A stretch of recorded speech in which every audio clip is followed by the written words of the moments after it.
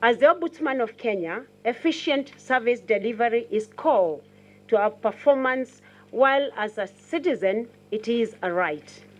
I'm delighted that the courts will provide an avenue for swift resolution of disputes between parties involving small amounts of money, and it's a great step towards making justice accessible to the Meru residents regardless of their socio-economic status.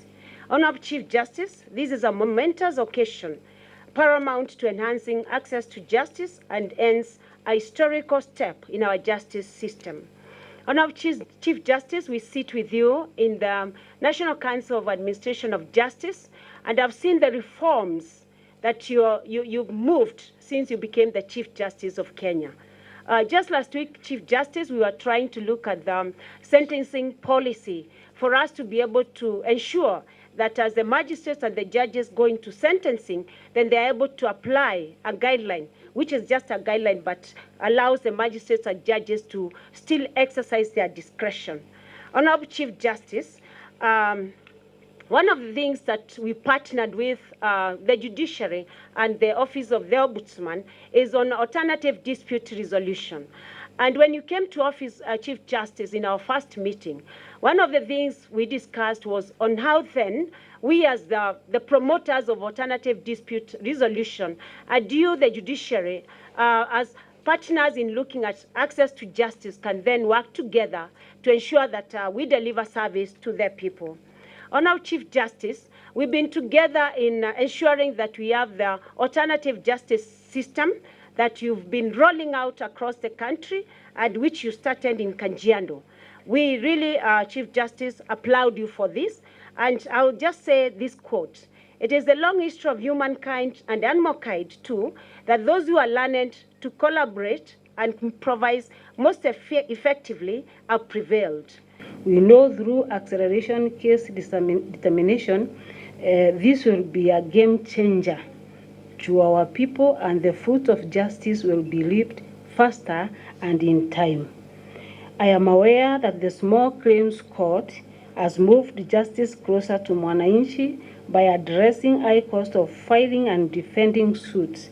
I am informed that through the Small Claims Court, one can file a claim and pay as low as below 1,000 as filing fees.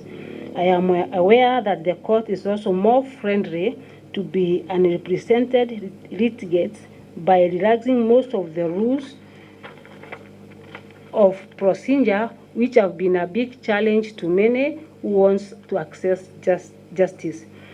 With the launch of the Small Claims Court, we will witness a notable shift in the midst of debt defaulters, since people will believe there is a safe avenue for claims, no matter how small it is.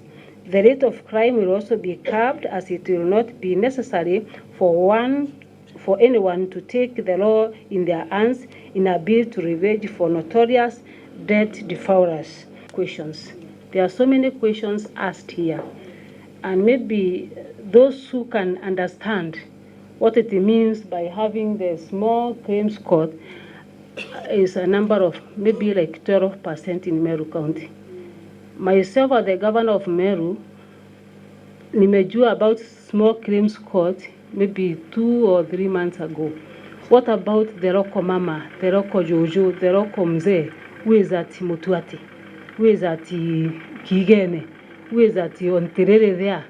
So it is my humble request to this institution. I keep telling my people in every meeting that I go that any good news, any business, any progress minus marketing, it is like winking to a beautiful girl in darkness. So with us we have good news, but now we are winking to a beautiful girl in darkness. I am not aware if the judiciary have a department for marketing like other institutions. If we have one for marketing, this is the high time now we translate this document and the questions in Kimeru, and then push the advert to our local Kimeru stations so that the people will understand. There are a lot of questions here which are very and equally very important, how do I institute a claim at the small court? Even myself, I don't know. Hata mimi sijui. Do you pay any fee for commercial cases filed at the small? Hata mimi sijui. Do I need legal representation to prosecute my claims in a small? Hata mimi sijui. We expect the small claim court to spur growth of the economy as well. I am informed that over 70% of the cases filed within our courts are for value of $1 million and below. With the 60 days maximum period of determining disputes under this court, we shall witness reduction in backlog and delay in determination of cases. Important it is to have this court because it is a means of expediting the cases that we have and to ease the way of doing business. If Mama Mboga is supplied goods, cereals or whatever she has, to somebody who owes her 100,000, that is enough for her to close the business, isn't it? But now with the small claims court, she can come here and file. She'll be assisted to file, and the case will be handled within 60 days. She will have a decision and a decree to go and attach that person. And we are attaching, including money in the M-Pesa, so that the debts can be paid.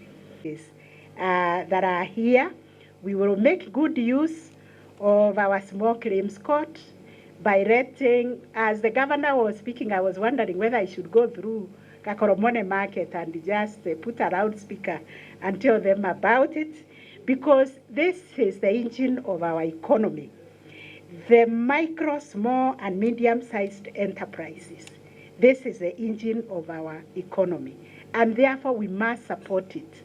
I dare say, this is what I think, I don't know whether it's your government or our government, but that's our government policy now, the bottom-up approach, that for us to succeed, we have to look at the vulnerable. We have to empower them. We have to enable them resolve their disputes when they get them, and to be able to do business without fearing that they are going to lose their lifetime investment.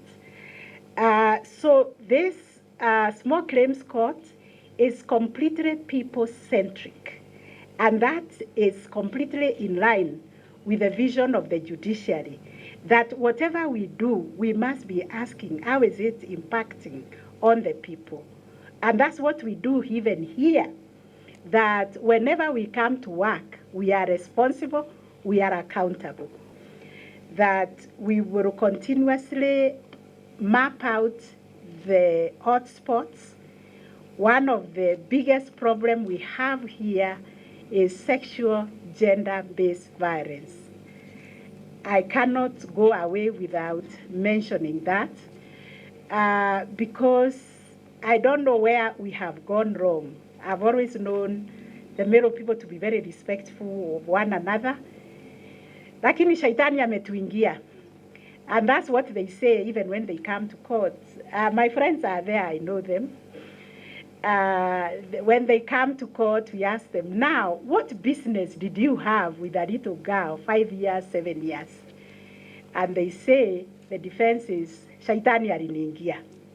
So we are going to exercise huyo shaitani. We have mapped Meru as one of the hotspots of sexual and gender-based violence. We will be engaging with everybody, first of all, to inculcate the value of respect in our people. Let us respect ourselves and respect the other person. And let us know that justice cuts across. If I want justice and fairness for myself, I also want justice and fairness for the other person. So this reputation we have garnered, that we are people of Ntemera, will have to come to an end. We are people of love. We are people of respect. We agreed with the judges that we will start a registry, a High Court registry, both High Court registry and ELC registry, so that we start a judge circuiting in Maua. So Maua will also be a High Court station very, very soon. And all these pieces of land we have been given, you've heard we have one in Timau. I can't wait to come and launch the court in Timau. For the small claims courts that you need more adjudicators, I'm also happy to announce here that the Judicial Service Commission already passed a resolution to recruit 60 more resident magistrates so that we can have more adjudicators. So by May, Honorable Maina will have a colleague. We will operationalize a small claims court in Kobo. We will also operationalize a small claims court in Maua. If we aim to do that by June, then we can talk of making some progress. But I also have a report on my desk that has mapped out Meru as one of the hotspots for sexual and gender-based violence. And the request is that we also start a specialized court here to deal with sexual and gender-based violence. So those are things I can see happening between now and June. This, we call it financial year.